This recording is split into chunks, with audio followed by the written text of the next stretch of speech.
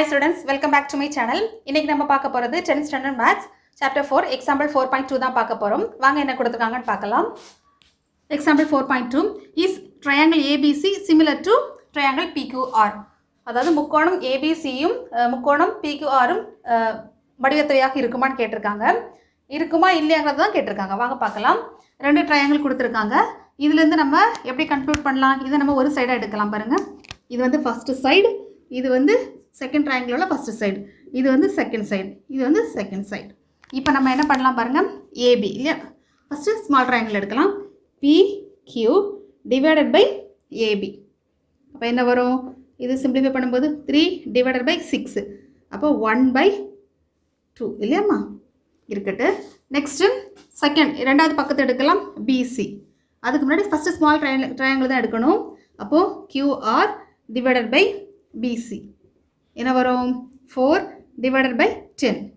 இது நம்ம கட் பண்ணியாச்சுன்னா 2/5 கிடைக்கும். ஸோ இதில் ரெண்டில் இருந்து என்ன நம்ம கிடச்சிருக்குன்னா PQ by AB not equal to QR by BC. புரியுதாம்மா? அதாவது ரெண்டு பக்கமும் நமக்கு ஈக்குவலாக இல்லை.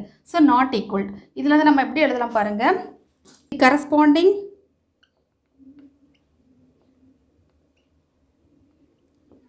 side. Okay ma, sides are not equal, therefore triangle ABC not similar to